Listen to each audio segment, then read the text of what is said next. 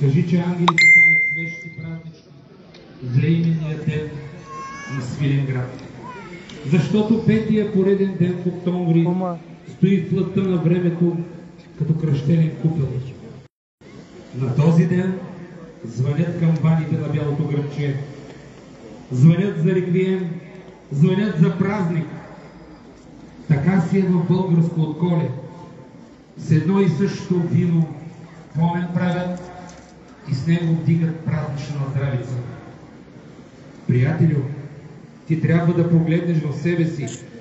5000 години градът на твоя род живее тук. Историята на света минава през твоята съдба, през всички дни и нощи, в които луната ти е в черно забрадена, до оня час, до оня ден на 5 октомври 1912, когато твоя роден град записа за пръв път своето име Свиленград. О, как звучи това прекрасно име!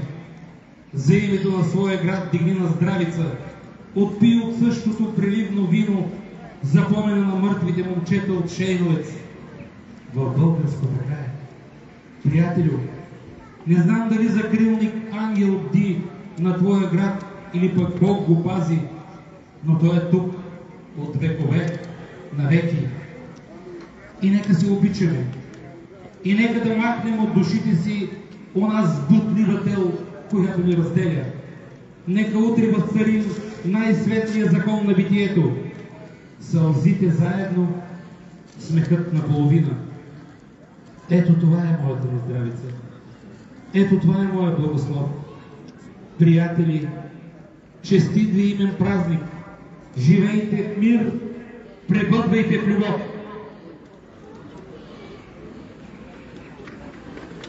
Уважаеми дами и господа, днес е паметен ден в българската история. Преди 110 години на 5 октомври 1912 година България и Гърция обявяват война на Турция и влизат в Балканската война. Започва най-справедливата война за българската национална кауза – обединението на всички българи. При мобилизацията в редовете на българската армия се включват двойно повече доброволци. Народната надежда е една – единна България.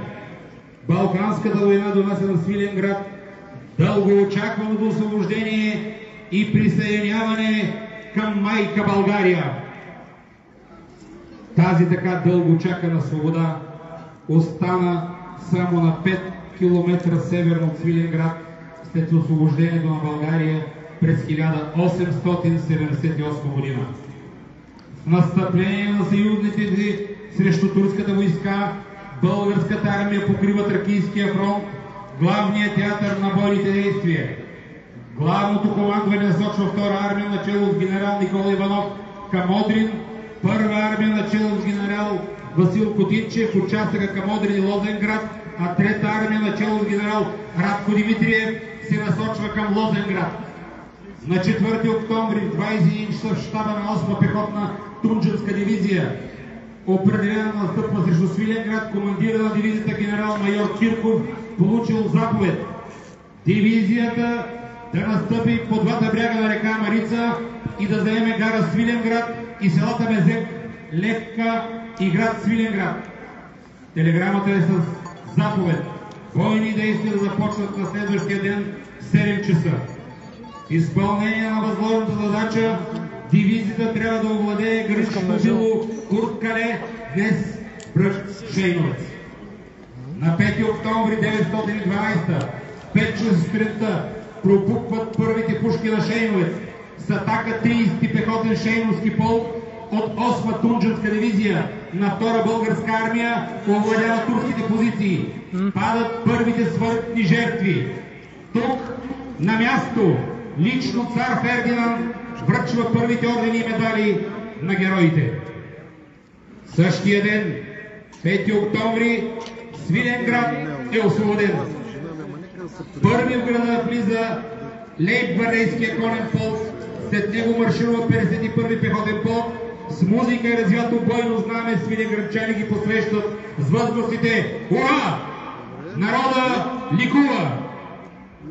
С невиждана храброст и патриотизъм и водени от идеята за свобода и национално обединение, българските войски печелят решаващите за изхода на войната битки на Тракийския фронт, увенчани с Одринската епопея от март 913 година. Тук, край Свиленград, в тази война се ражда българската бойна авиация. Сформирано е първото аеропланно отделение, построено е първото българско военно летище. На 16 октомври 912 година поручик Радул Милков, пилот, и поручик Продан Таракчиев, наблюдател, извършват първото в историята на бойната авиация разузнавателно летение над Одрин. Световните телеграфни агенции съобщават, че от летище Мустафа Паша е излетял първия боен самолет над крепостта Одрин. За първи път на европейския континент в реална бойна обстановка е осъществен боен полет за въздушно разузнаване. За първи път от борда на български летателен апарат е употребено оръжие. Летище Мустафа Паша влиза в световната история. От тук са осъществени всички първенства на българското военновременно авиационно дело. За жалост, бойната ни авиация дава и първата си жертва. Поручик Христо Топракчиев загива при облитане на 19 октомври 911 година. Погребан е с почести в Свиленград.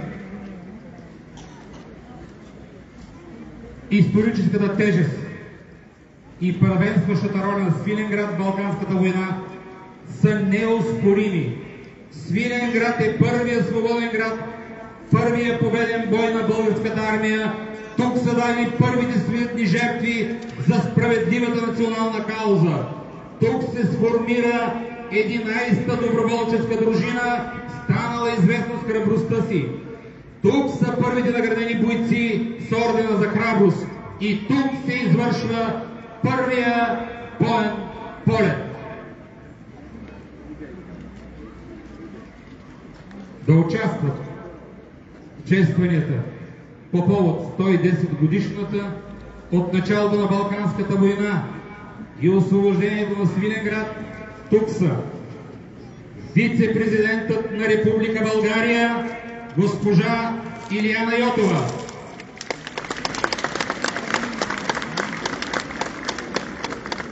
кметът на община Свиленград господин Анастас Карчев, министър на отбраната на Република България господин Димитър Стоянов, областният управител на област Хасково господин Минко Ангелов, председателя на Общинския съвет Свиленград господин Георги Еленков, командирът на втора механизирана бригада бригаден генерал Станимир Христов, председателя на Съюза на тракийските дружества в България господин Красимир Премянов, архиерейския наместник на община Свиленград отец Константин, бившите кметове на Свиленград Атанас Атанасов и Антон Куртев,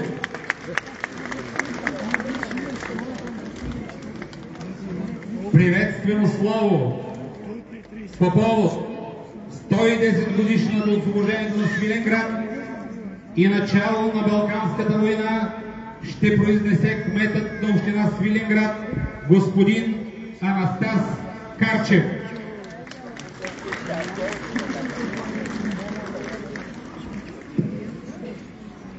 Уважаема госпожо вице-президент, уважаеми господин министър, уважаеми господин областен управител, уважаеми бригаден генерал, уважаеми дами и господа, гости и съграждани.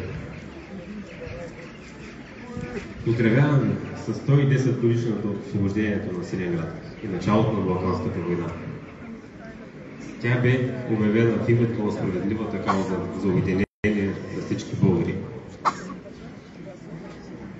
След освобождението на България през 1878 година Свиленград остава на 5 км от границата на свободата и под нея за нея още 34 години. Благодарение на героизма на българската армия на 5 октомври 1912 година нашия град влиза в пределите на майка България. Днес изразяваме безкрайната си почет към хилядите български войници и офицери, отдали живота си за свободата на поробените си брати и сестри. С признателност се прекланяме пред тяхната саможертва. В нашата история има много примери за величие, храброст и безсмъртие. Историческото ни наследство е наше безценно богатство. То ни вдъхва гордост и увереност, че можем да се справим с трудности и ни дава сила да градим бъдещето. Пожелавам ви светли мирни дни, изпълнени с благоденствие и успехи. И нека бъдем плотени като дедите си в името на святата идея. Свиленград да пребъде. Честит празник!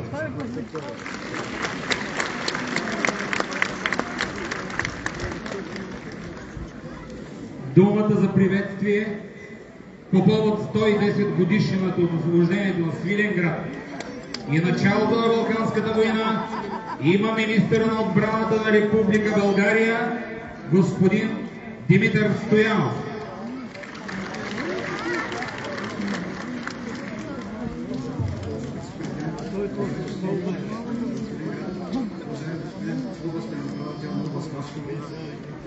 Уважаеми господин председател на Общинския съвет, Ваше Благословение, господа офицери, сержанти и войници, скъпи съграждани, за мен е изключителна чест да отбележим заедно 110 години от освобождението на Свиленград. Гордостта и вълнението, които изпитвам от подвига на нашите герои за освобождението на моя град, са огромни. Противоречив изложени пътя на възкресението на Третата българска държава и на обединението на българските земи. Част от този труден исторически път е първият ден на Балканската освободителна война. На 5 октомври 1912 година 36-ти полк постига славна победа над турските войски на добре укрепения връх Турк Калева Водош. Свиленград получава дълго жадуваната свобода, която е отказана на тази част от Тракия след края на руско-турската освободителна война.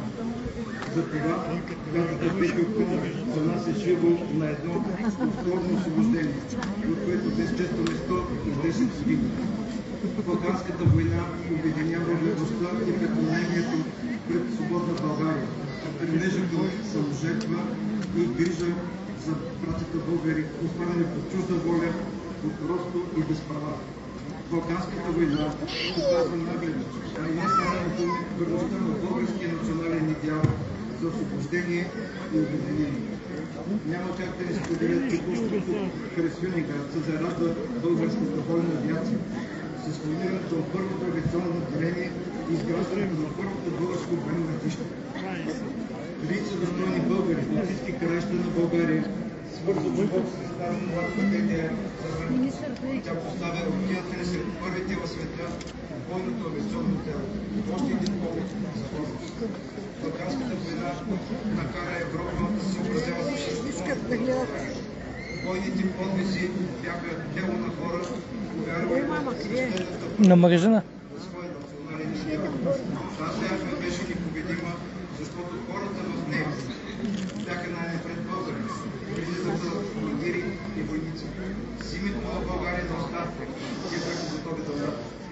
110 години по-късно ние не бива да забравяме, че тази свобода е платена с кръвта на хиляди български войници и офицери. Затова сме длъжни преди всичко да преклоним пред подвига на смелите достойни мъже и жени, отдали живота си, за да може тази съвременна част от България да се присъедини към свободата на отечеството. И на героите, пожертвали себе си и за освобождението на Българска Тракия и Македония дължим националното си достоинство. Скъпи съграждани и гости, днес времето е тревожно, но когато става все по-трудно да запазим националните си устои, когато събитията предполагат да не разколебаят, да не разединят, 3 октомври и урок за нашите и следващи поколения. Пример за това, че когато сме заедно обединени, сме силни.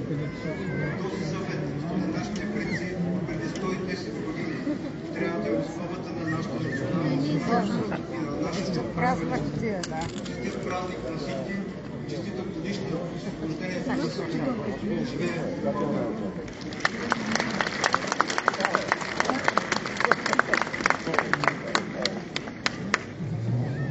Приветствено слово на вице-президента на Република България госпожа Илияна Йотова по повод 110 години от освобождението на Свиленград и началото на Балканската война. Уважаеми господин Карчев, кмет на община Свиленград, уважаеми господин министър на отбраната на Република България, уважаеми председател на Общинския съвет, уважаеми господин областен управител, уважаеми господин бригаден генерал, уважаеми господин Премиянов, председател на Съюза на тракийските дружества, уважаеми дами и господа, благодаря ви за тази огромна чест. Тази вечер заедно да отбележим един голям празник и една бележита дата, 5 октомври. Бележита дата, която завинаги ще запише със златни букви в българската история величието на един народ. Ще отвърне една страница, в която се говори за много гордост, любов към отечеството и героизъм. Балканската война, нейното начало. Война свята, война справедлива, която ще носи свобода. Свобода за нашите поробени братя от Тракия и Македония. Честта и достоинството на България повеляват от нейните знамена да започне битката. Борбата на свободата срещу тиранията. Битката за напредък, за правда. Битката за бъдещето на един народ, който след 5 века продължава да доказва своето величие. Балканската война е дело на България, на нейните синове, на онези, които не пожалиха най-ситното живота си, които не се замислиха и за миг и оставиха костите си заради обичта към род и родина, към народа си и към своите близки. Уважаеми дами и господа, в духа на непоклонните жители на този благословен край има много наследство от скърби, от покруса, от разочарование и сълзи. Тук са изпяти най-тъжните тракийски песни на бежанците. Те сякаш още витаят около нас, а и при всеки поглед припяваме и се спомняме за онези години и за тези обикновени хора. Но най-ценното е, че в духа на поколения на хора от този край има една неустоима жажда към свобода, непримиримост, вяра, надежда и безпределна любов към родината. И сякаш от шейновеци днес чуваме тази клетва за България, че най-сладката и най-славната До кишето. е смъртта за отечеството. Да. Искам да се обърна към вас тази вечер, уважаеми жители на Свиленград. Живеете на една много древна земя, с много богата история и култура. Но днес вие сте най-голямото богатство. Защото от това, което правите вие като трудолюбиви, енергични, амбициозни тракийци, зависи бъдещето на обичания от вас град. Днес тук се говори за икономика, за развитие, за това как да обработваме плодородната ни земя, за това как да развиваме този чудесен край на България. Днес Свиленград е и отворената врата към света. Аз зная, уважаеми жители на Свиленград, че и при вас е тревогата за кризата, тревогата за това, че не можем да задържим децата си тук. Това е тревога на всички българи. За това как ще изкараме следващите месеци. как ще изтърпим идващата зима. Зная, че по-тежка е и политическата зима. Само преди няколко дни всеки един от нас направи своя избор. И утре от тези, които сме избрали, от партиите и политиците в сградата на Българското съединение в София, трябва да ни покажат, че добре са прочели нашия избор, за да заслужат уважението и доверието на народа си. Да направят и да конструират стабилно мнозинство, да има стабилно правителство, за да може да гарантират следващите тежки дни, които ни очакват, и да работят за народа си. Преди 110 години, време на Балканската война, много чужди кореспонденти и политици пишеха за чудото на българската армия, която стигна за 3 седмици до Чаталджа, която превзе Одринската крепост, която всички военни анализатори казваха, че е невразимаема. Към тези събития трябва да се върнем, защото тогава цяла Европа гърмеше, че това не е просто война. Това е голяма буря от хора. Само така можеха да предадат този всенароден устрем към свободата, към българското единение. Или както написа професор Георги Марков, това не беше просто война. Това е война в името на сбъдването на националния идеал за българското единение. И направи нещо още по-важно. Завинаги изтри и заличи роба от съзнанието на българския народ. За тези жертви, за тези смели мъже и жени, Васо ще напише: Българио, за тебе те умряха. Ще има много литературни произведения, ще има много скулптури, ще бъдат нарисувани много картини, защото в тази война, освен доброволците, отидоха и цвета на българската интелигенция, поети, писатели, художници, с едно име на уста: да бъдем с нашите братя за тяхната свобода и за България. Днес тяхната памет, уважаеми дами и господа, проверява нашата собствена съвест. Ще можем ли да бъдем на висотата на този подвиг? Ще можем ли да отделим ежедневието, изпълнено с толкова омраза, кързи, лично противопоставяне и да бъдем онзи цял народ, който е доказал, че винаги, когато сме заедно, печелим и минаваме през всякакви трудности? Можем да го направим. Можем да загърбим това ежедневие. Ние можем да бъдем различни, да спорим, но не непременно трябва да се мразим и заклеймяваме един друг. Можем и днес да осъществяваме своя национален идеал за единение. Така правят истинските политици и истинските държавници. Това е завета на героите ни от войните. Това е и днес завета на хората в България. Поклон тази вечер пред памета на героите. Честит празник на вас, уважаеми жители на Свиленград. Днес ние имаме едно верую. Това е България. Да живее Отечеството!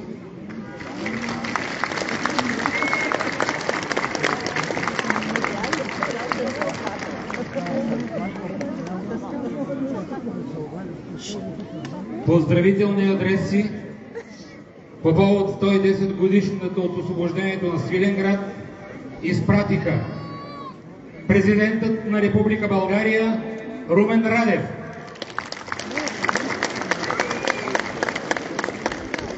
началникът на отбраната на Република България адмирал Емил Евтимов, Старозагорския митрополит Киприян, командирът на българските военно-въздушни сили генерал-майор Димитър Петров,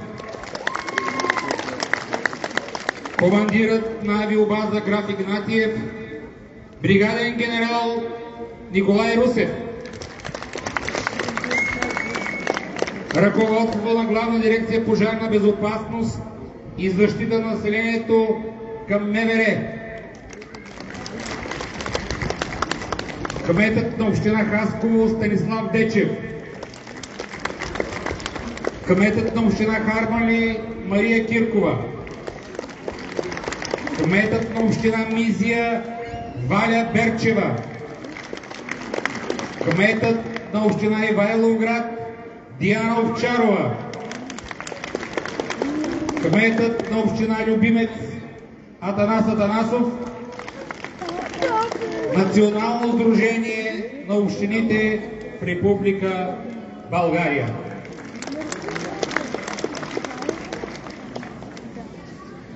Оркестър, тържествен сигнал!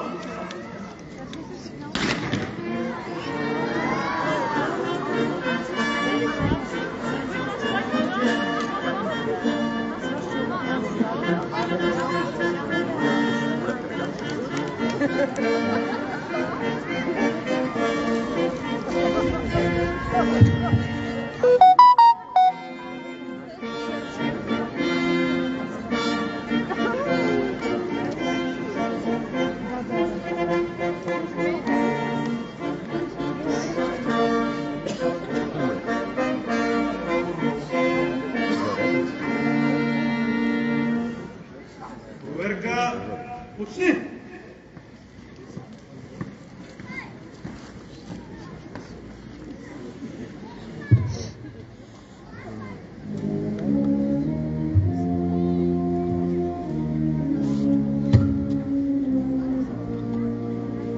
Йовиги хан Аспарух, родоначалник на българската държава, загинал в бой с хазарите през 701 година на река Днепър.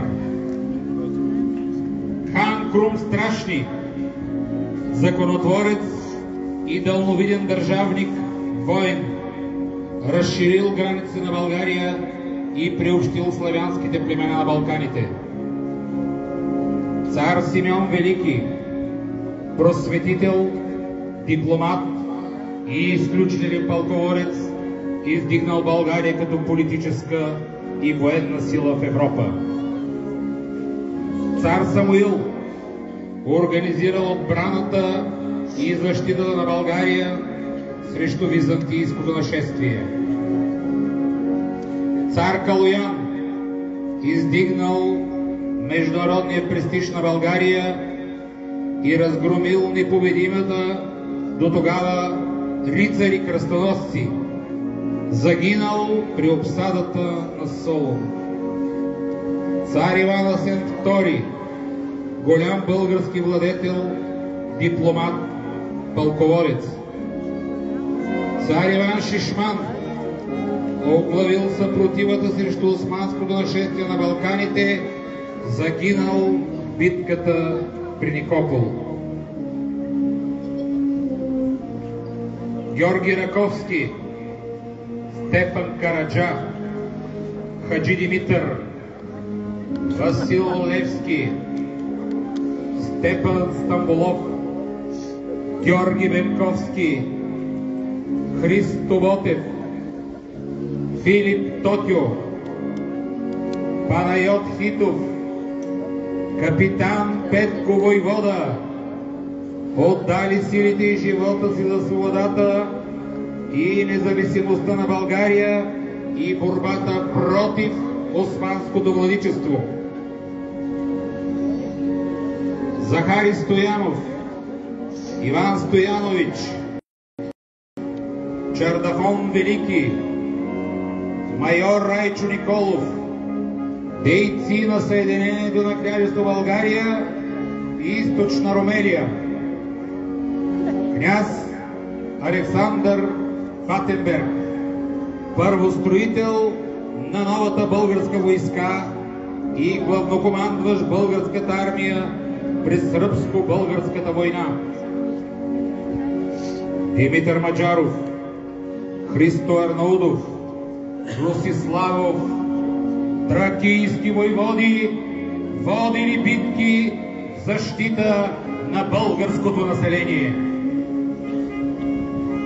Александър Кипров, Анастас Разбойников, Станко Разбойников, Георги Василев, Георги Фотев, Герасим Струмишки, Димитър Катерински, Спас Разбойников, Христо Поп Марков, Мария Григорова, Крушо Хаджижелев, Петър Станчов отдали живота си за укрепването и развитието на духовното и просветителско дело в Свиленград и Одринска Тракия.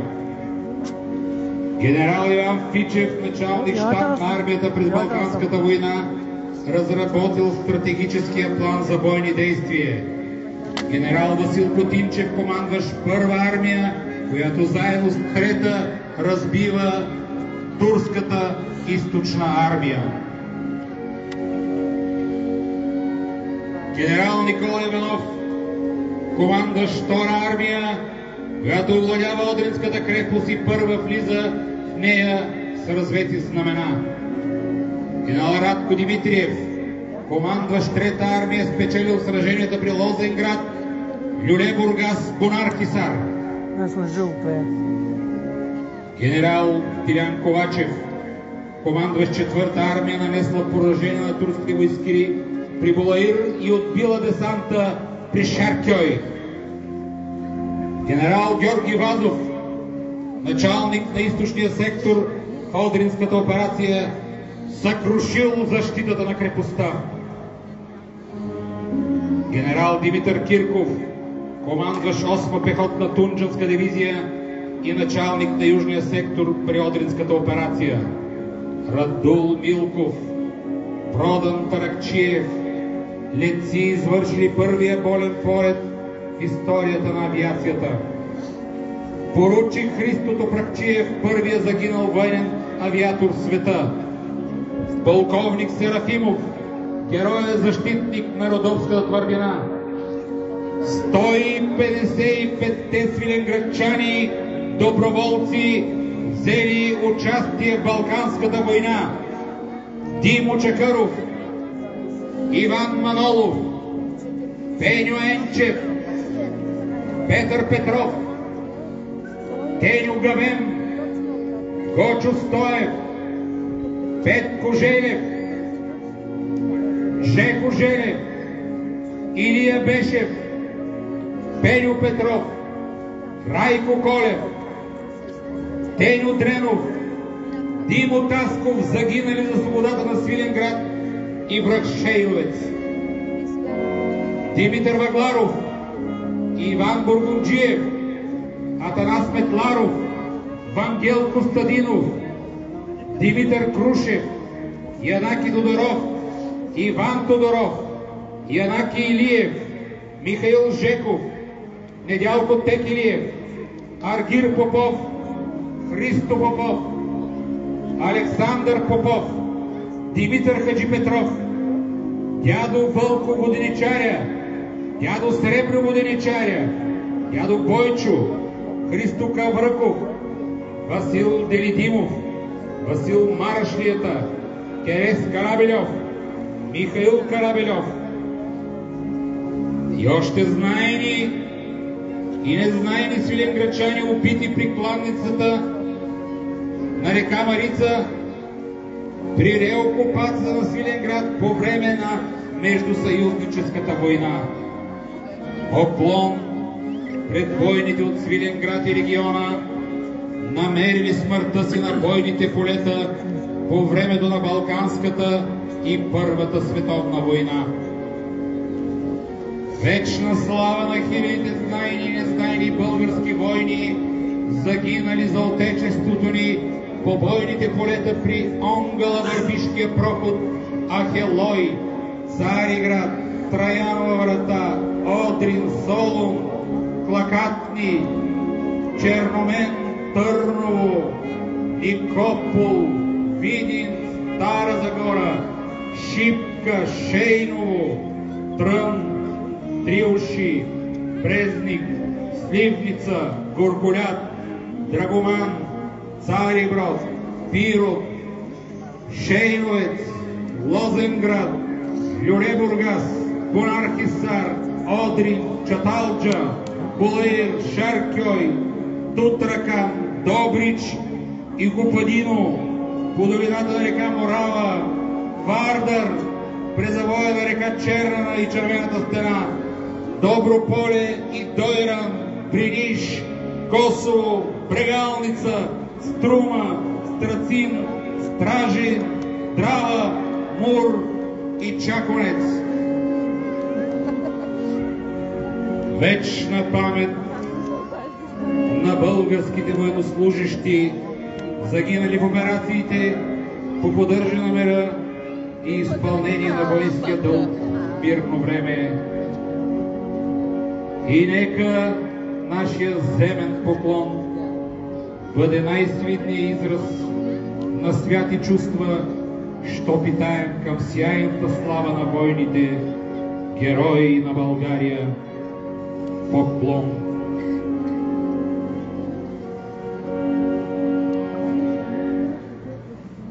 Командирите на роти отряди, на рапорт, голово! Марш!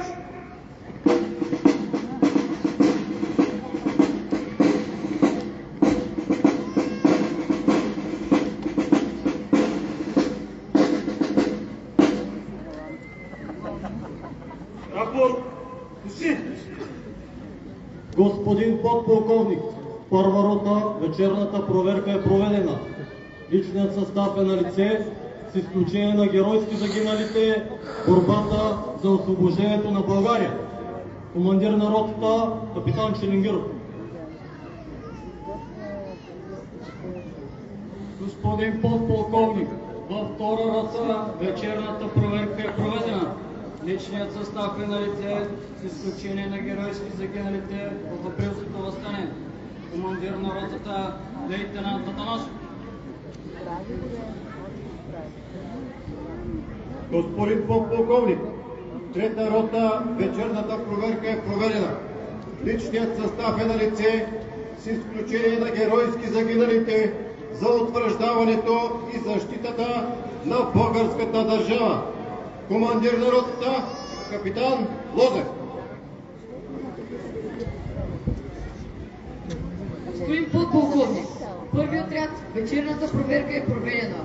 Личният състав е на лице, с изключение на геройски загиналите в Балканските войни. Командир на отряда Велик Димитров.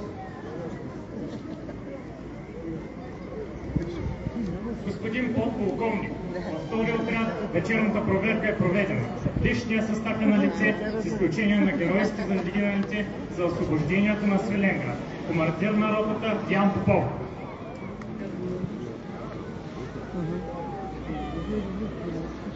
Господин подполковник, в трети отряд вечерната проверка е проведена. Личният състав е на лице, с изключение на геройски загиналите в битките за национално обединение. Командир на отряда Иван Стефанов.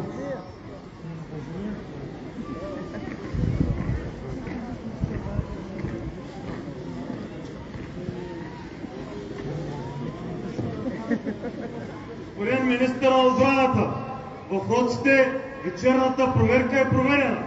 Личният състав е на лице, с изключение на геройски загиналите за свободата и независимостта на Република България. Командващ заряда подполковник Гурен.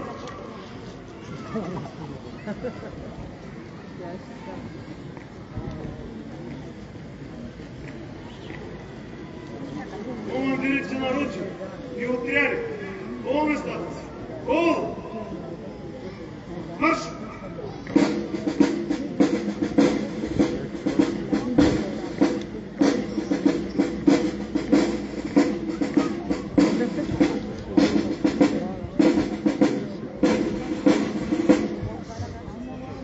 Роти! Мирно! Запо! Чист!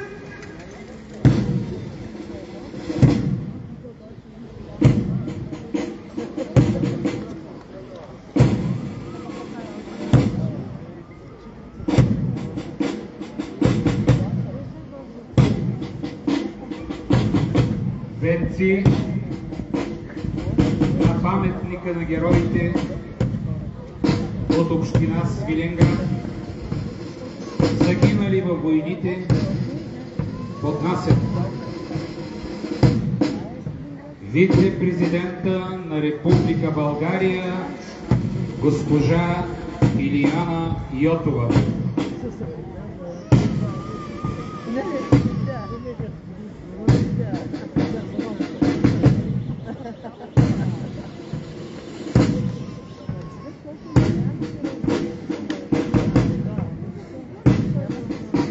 Кметът на община Свиленград господин Анастас Карчев.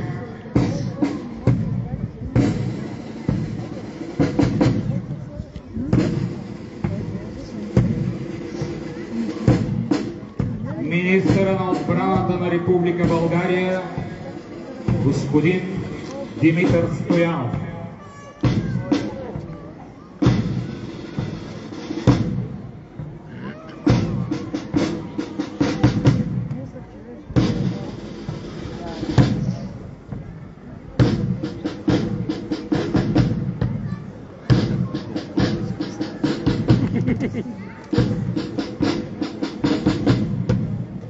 Началника на отбраната на Република България адмирал Емил Евтимов.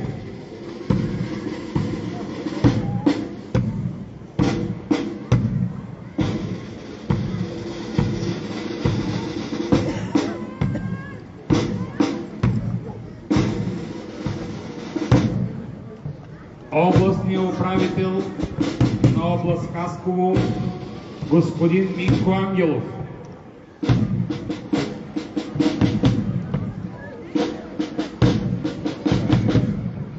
Председателя на Общинския съвет Свиленград господин Георги Еленков.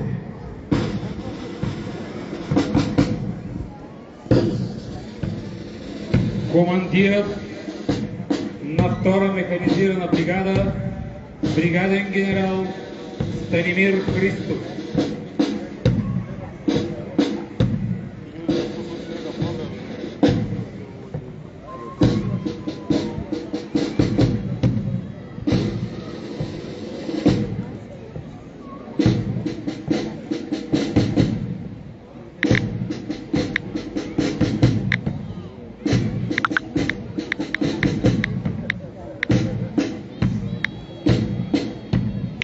Присъстващите на тържеството граждани и организации ще могат да поднесат венци и цветя след края на зарята.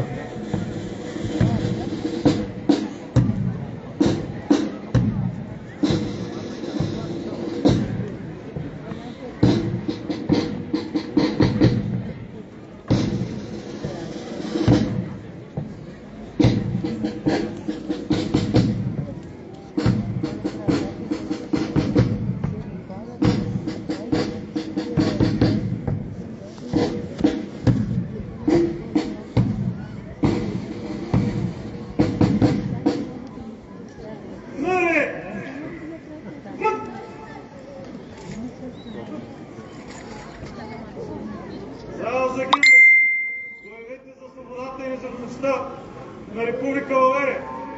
Шапки! Долу! На колене! Моля гражданите да колени, да почитат паметта на загиналите.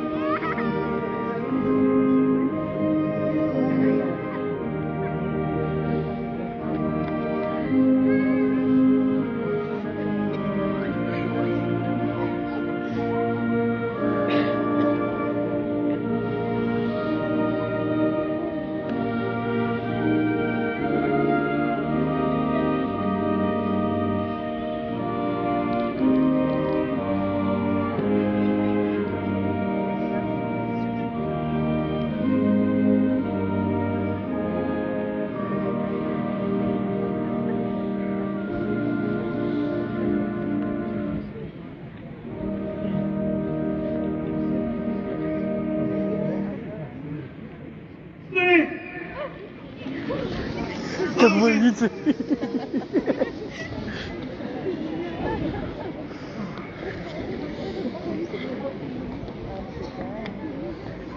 За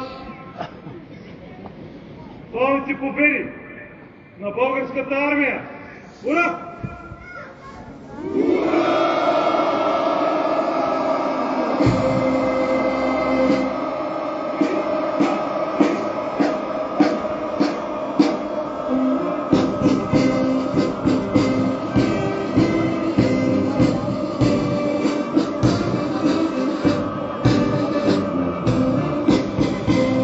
Много яко.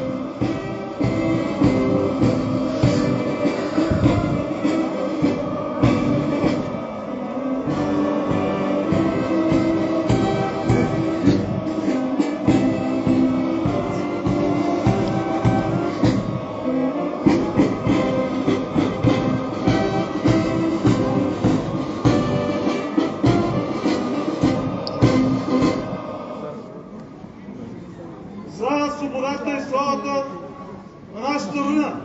За по чест!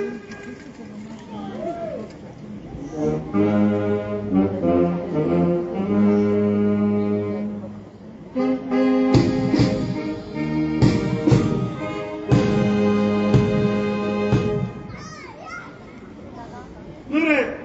Мък!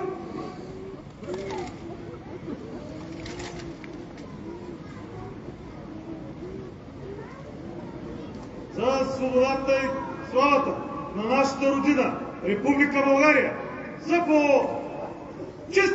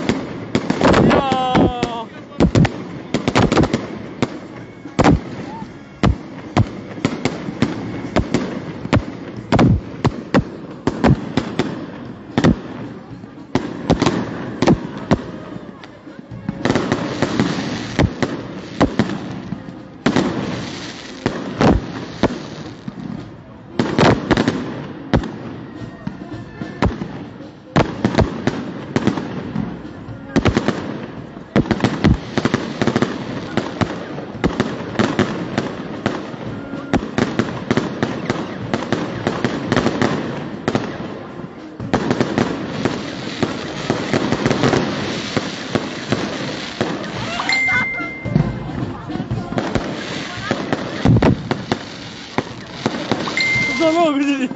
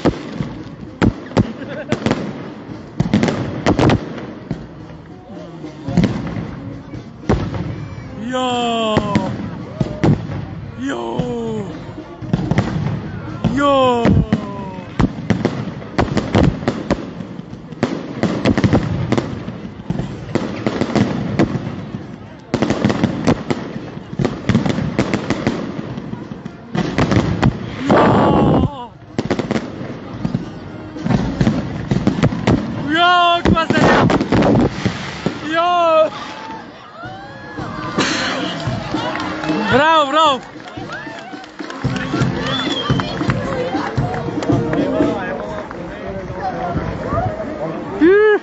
И като година! Аз на живо го снимам. Да, много хубаво. Проверка в чест на 110 годишната война и освобождението от Свиленград завърши. Честит празник България! Да живее и пребъде нашето отечество! Браво, браво!